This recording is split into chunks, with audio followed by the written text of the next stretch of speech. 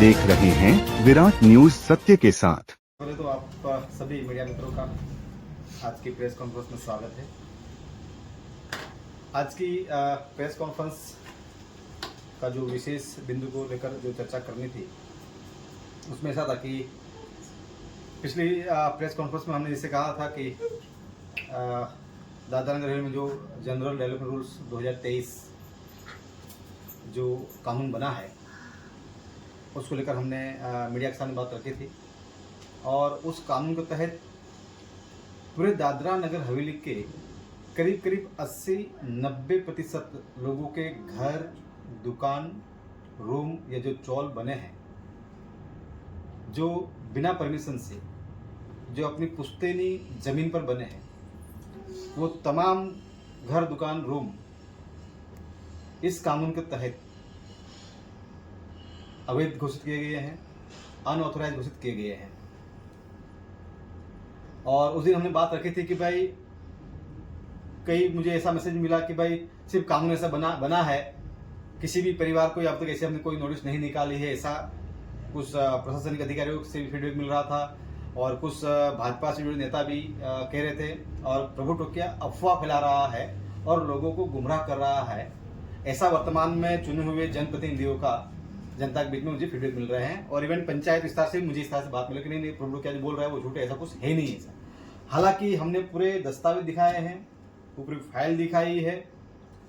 उसके बाद हमने ये भी कहा था कि भाई ऐसे परिवार को, ऐसे पीड़ित परिवार उस कानून के तहत प्रशासन भी एक्शन मोड में आ गया है और कुछ परिवारों के ऊपर जो कानून के तहत जो सेक्शन 4.7.2 इसके माध्यम से लोगों को नोटिस निकालना शुरू कर दिया गया है। इसमें ये खानवेल पंचायत विस्तार में, खानवेल जोन विस्तार में करीब 10-12 परिवार के ऊपर ऐसी नोटिस निकली है और जो चर्चित मामला रहा है आईटीआई बनाने को लेकर, मैं बार बार कहा हूँ कि आईटीआई को लेकर या जो विकास कार्य हो रहे हैं उसमें हमें कोई आपत्ति नहीं है, विकास कार्य होने चाहिए, लेकिन यहाँ के मूल लोगों को लेकर, लोगों को विश्वास में ले बिना किसी की भी जमीन लेकर किसी की कोई भी प्रोजेक्ट लगा देंगे और बेघर करके काम करेंगे तो हम वो उस चीज़ को लेकर हम विरोध करते हैं, ये भी हमने कहा है। तो ये जो मामला है यहाँ पर खानवेल पंचायत विस्तार में करीब गवर्नमेंट की जमीन करीब 100 एकड़ के आसपास जमीन पड़ी हुई है और सरकारी कोई भी ऐसे प्रोजेक्ट होते हैं तो सरकार ये देखती है कि भाई सरकार के पास जमीन नहीं है तब कोई प्राइवेट जमीन किसी पार्टी की लेनी है तो लास्ट विकल्प में देखती है।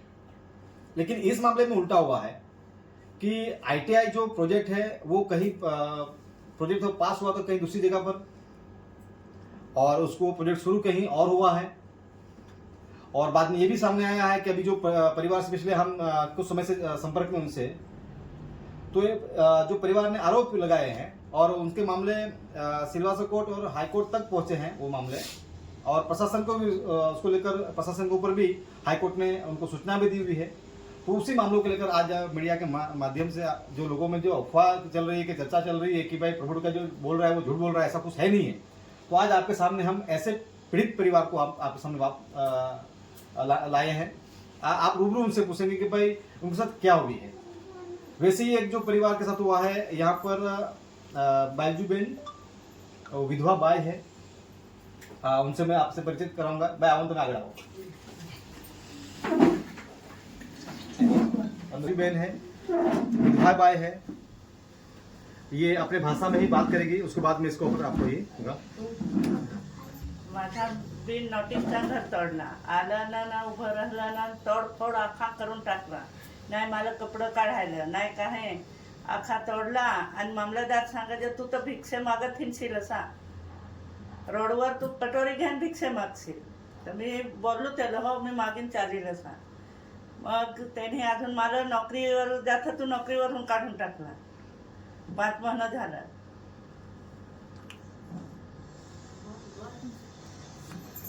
मग मला मी बेहोश पडलो ना तसे मला हॉस्पिटलला घेऊन गेलं. मग तिकडून आलो तर आता मला सामान नाही काही काढायला, काहीच नाही काढायला.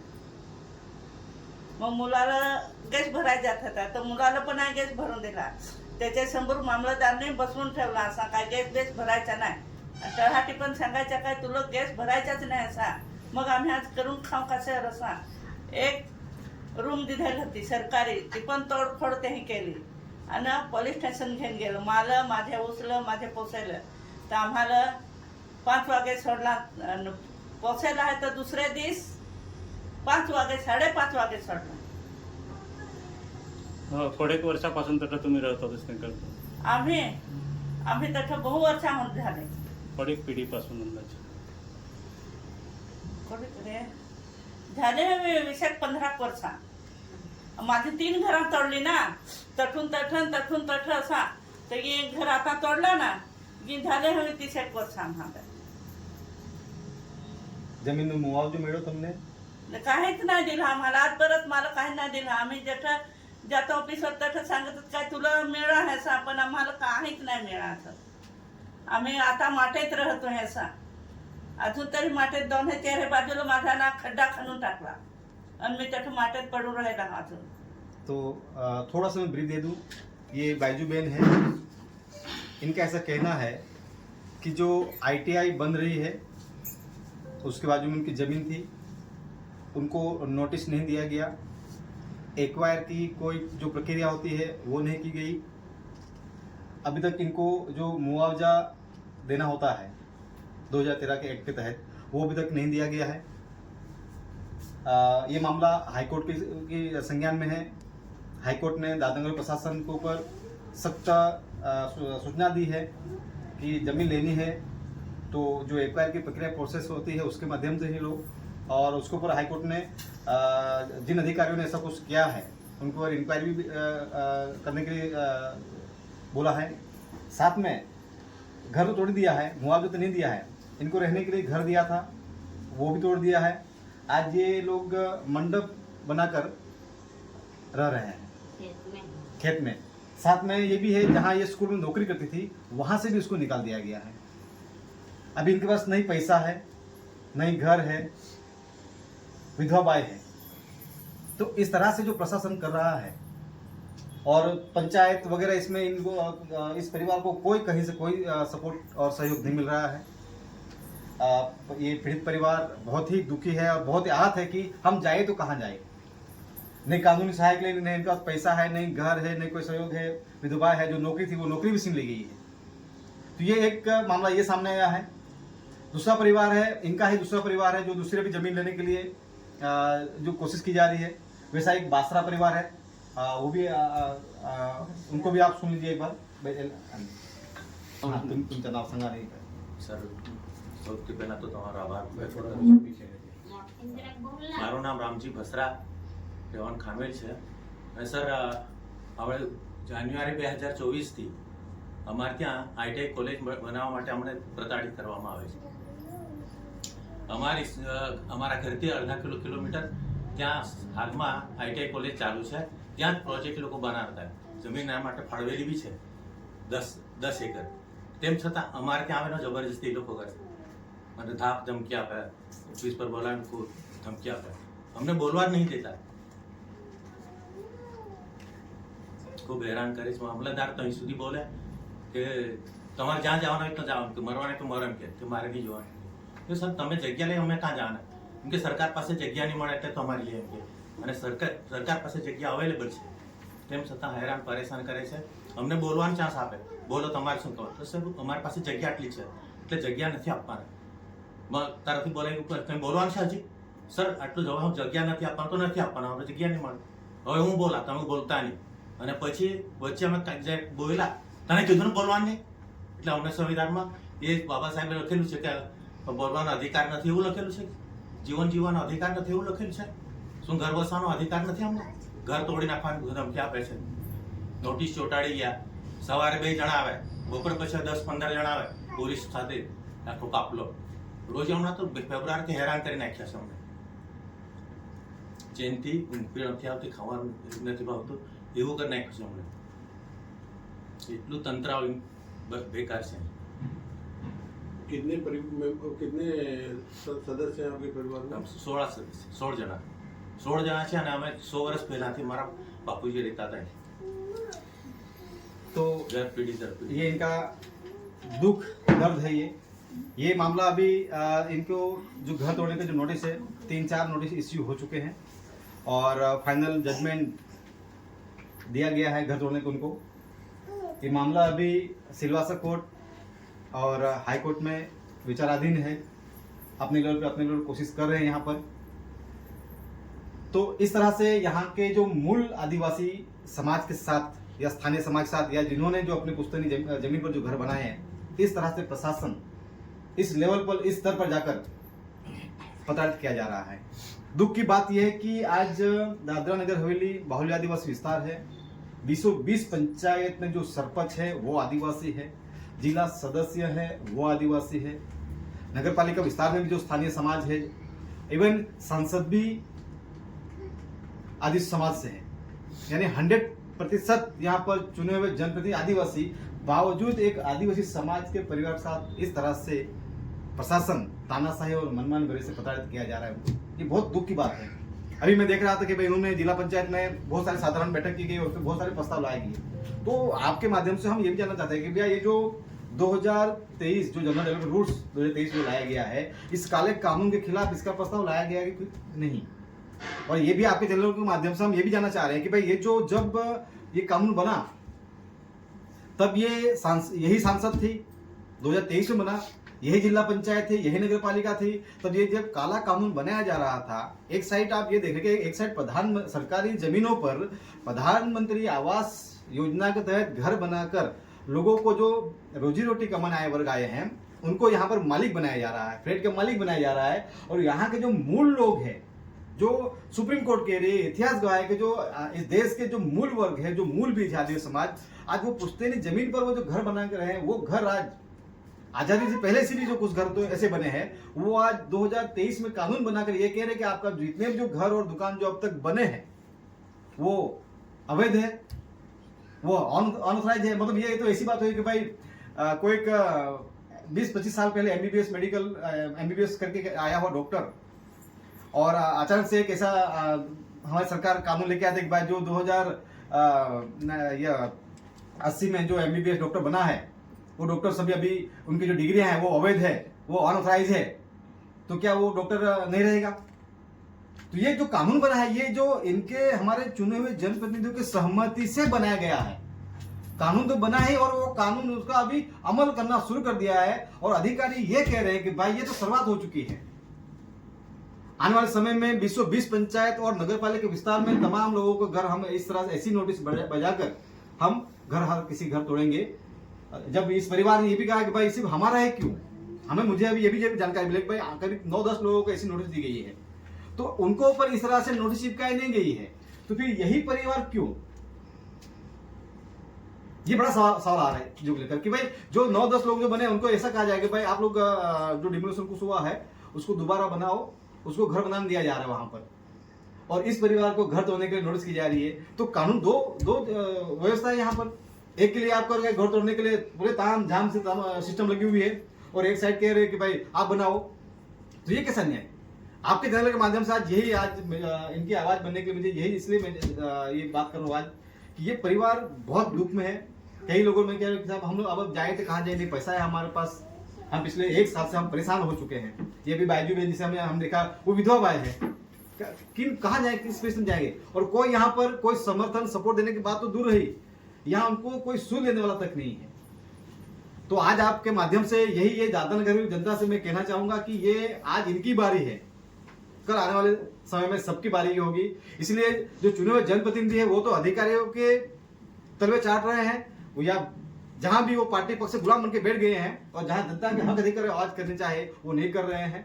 तो जनता को भी अभी ये होना चाहिए, समझ में आना चाहिए कि भाई आपका नौकरी गई, आपका व्यवसाय गया, सैकड़ों लोगों की अब तक नौकरियां छिन चुकी है, पगार सैलरी नहीं मिल रही है लोगों को, सब परिस्थितियां क्या है, ट्रैफिक से लेकर रोड खराब है, प्रदूषण है, सब समस्या है ही है। लेकिन अभी जो एक घर जो आशियाना हमारा जो बना है, जो कई लोगों का सपना होता है घर बनाने का, वो घर भी आज तोड़ने की बात की जा रही है, और मतलब यहाँ के जो मूल लोगों का अस्तित्व खत्म करने के कगार पर है। इसलिए आपके माध्यम से दादरा नगर हवेली प्रशासन से भी अनुरोध और निवेदन, मुझे ऐसा लग रहा है कि इस मामले में कुछ ऐसी चीजें हैं जो प्रशासक महोदय के जान के बाहर भी कुछ चीजें ऐसी हो रही है, मुझे ऐसा लग रहा है इस मामलों को लेकर। इसलिए हम ये भी कोशिश कर रहे हैं कि यहाँ जो घटना बनी है, क्योंकि ये लोग प्रशासक महोदय से मिले हैं, तो प्रशासक महोदय उनको पॉजिटिवली कहा है कि ऐसी कोई कार्रवाई नहीं होगी, प्राइवेट जमीन हम नहीं ले रहे हैं, फिर ये अधिकारी ऐसा क्या कर रहे हैं? और वो ऐसा कह रहे हैं कि अगर प्राइवेट जमीन लेंगे तो हम मुआवजा देंगे, ऑफिशियली ये सब करेंगे। लेकिन वहां कुछ अलग बात होती है, जब प्रदेश में यहाँ पर दादागिरी में जब अधिकारी के सामने ये लोग मिलते हैं तो वहां कुछ अलग बात होती है। तो जल्द ही हम ये आपके माध्यम से एक तो प्रशासन ये काला कानून है उसको रद्द करने के लिए हम एक मूवमेंट शुरू कर रहे हैं। यहाँ पर जनता के बीच जाएंगे हम लोग। आने वाले अगले हफ्ते में हम 50-100 लोगों का हमारे एक जो मेन कार्यकर्ता है हमारे, वो सभी मिलकर एक माननीय प्रशासक महोदय के नाम से एक हम ज्ञापन देंगे, तो उसको जानकारी देंगे इस चीज को लेकर।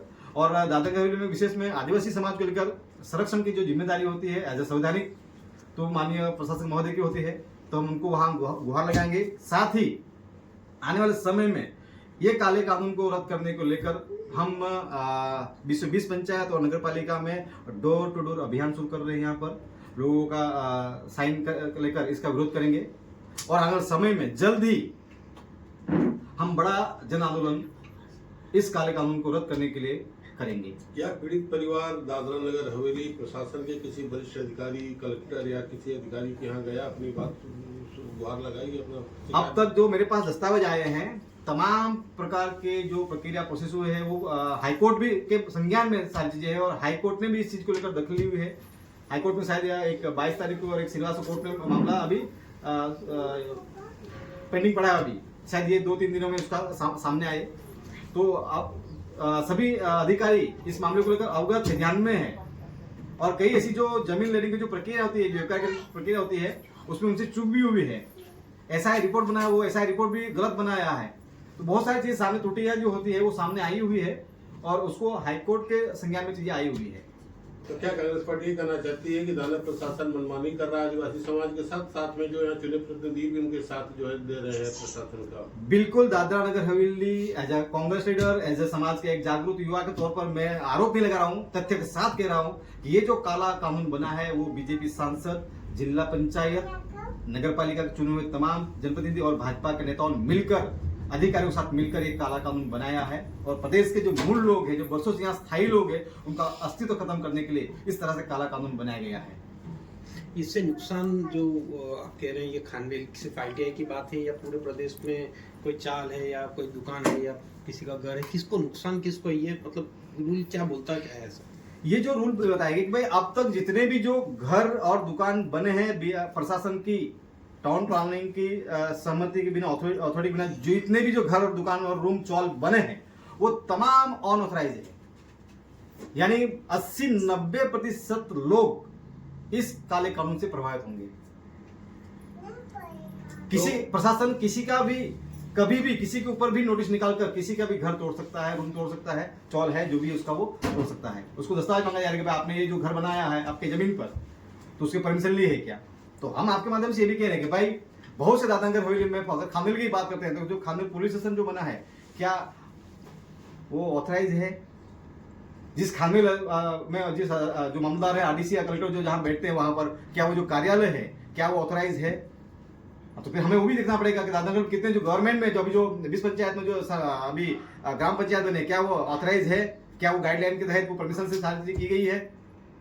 तो ये जो अगर जो बात की जा रही है, लेकिन हम ये कह रहे हैं कि भाई ठीक है, अगर 2023 में कानून बना, लेकिन किसके सहमति से कभी नोटिफिकेशन जारी हुआ इसका, कभी उसके ऑब्जेक्शन सजेशन लिए गए, कोई प्रोसेस ही नहीं। नहीं, आप बताइए प्रभु जी की 2023 डेवलपमेंट रूल का जो आप कानून नोटिफिकेशन जारी हुआ उसकी कॉपी आपके पास है? बिल्कुल सब कुछ है, सब कुछ हाईकोर्ट के संज्ञान में, हाईकोर्ट पे सारी चीज दी है हमने। बहुत दिखाइए थोड़ा। बिल्कुल दिखा देंगे आपको ये।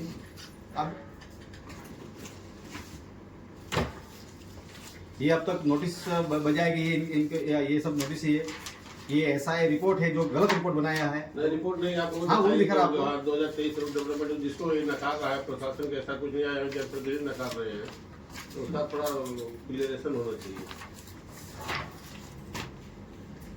रुक जाओ, कैमरा बंद कर दो, निकाल दो। ऐसी भी जानकारी मिली है कि जो जहां पर आईटीआई की बात जो स्टार्टिंग में कितने साल पहले वहां पर ही हुई थी इनोग्रेशन का? 12 में शायद हुई थी। मतलब 2012 में शुरुआत में वहां पर उसका उद्घाटन हो चुका है, भूमि पूजन हो चुका है। अभी वहां पर क्या है? आरकेसी का प्लांट लगा हुआ है। अच्छा, उस जमीन पर अभी आरकेसी उसका वहां पर सारा तामझाम जो भी है वहां पर पड़ा है उस जमीन के ऊपर। शायद हो सकता है शायद उसके ऊपर वो भाड़े से जमीन दी हो और उसका कुछ ये लोग अधिकारी या वहाँ के जो पंचायत वाले हैं वो मिलकर कोई भाड़ा भी खा रहे होंगे, ऐसा भी हो सकता है। और उसको वो भाड़े के चक्कर में वो दूसरी जमीन के ऊपर उनको शिफ्ट प्रोजेक्ट ही शिफ्ट कर दिया, ऐसा भी हो सकता है। कुछ भी हो सकता है जो लेकर ये। तो जब ऑलरेडी वहाँ पर ये सारी चीज, हम तो ये भी पंचायत वालों ने कहा है, पंचायत के जिला पंचायत सदस्य और सरपंच का स्टेटमेंट है कि ये प्रोजेक्ट को लेकर, यहाँ जमीन को लेकर ऐसा कोई भी प्रस्ताव हमसे ले आया नहीं गया है, हमारी जानकारी के बाहर है। तो हम तो ये भी आपके माध्यम से कह रहे हैं कि भाई अगर खानवेल पंचायत है तो खानवेल पंचायत में पहले पंचायत वालों को आप नोटिस भेजो कि आपके पंचायत में कितने अनऑथराइज घर बने हैं या कितने ऑथराइज घर है, क्योंकि अथॉरिटी तो पंचायत है, वो टैक्स तो वो वसूलती है। तो हमें ये भी जानकारी मिली है कि भाई अब तक जितने भी जो घर दुकान जो भी जो बनाया है, अधिकारी ये कह रहे हैं भाई किसने बनाने को बोला। अधिकारी ये कह रहे हैं पीड़ित परिवारों को भाई घर जो बने हैं दुकान ने किसको बना के टैक्स भरते हो, इसका मतलब ये नहीं है कि आपका वो रेगुलर हो गया। ऐसा इस लेवल पे, इस स्तर पे बात की जा रही है। तो ये जो यहाँ पर अभी जिम्मेदार बनती है यहाँ के जो हम बार बार कह रहे कि यहाँ पे चुने हुए जनप्रतिनिधि ये जो इस तरह से खुद की संपत्ति, खुद का घर, खुद का दुकान और खुद का अस्तित्व बचाने के चक्कर में यहाँ पर पूरी जनता का सत्यानाश कर रही है लोग। मतलब ऐसा ही हो गया कि 60-70 लोग जो है जनप्रतिनिधि, उस 60-70 जनप्रतिनिधियों के घर दुकान और उनकी जो अवैध संपत्ति है उसको बचाने के चक्कर में वो सब सरेंडर हो चुके हैं और उनका पूरा खामियाजा प्रदेश की आम जनता भुगत रही है। ये हो रहा है इस मामले में। तो अभी ये जनता को तय करना है कि भाई ये बार बार जो ये भाजपा के नाम पर जो भाजपा से जुड़ा हुआ हर वो व्यक्ति प्रदेश का सत्यानाश कर रहा है और वो उसके जिम्मेदार है। आज जो भी प्रदेश में हो रहा है, चाहे वो सही हो रहा है चाहे वो गलत हो रहा है, वो दोनों की जिम्मेदार हमारे प्रदेश के तमाम ये सांसद से लेकर जिला पंचायत से लेकर ग्राम पंचायत सरपंच से लेकर नगर परिषद के तमाम लोग जिम्मेदार है।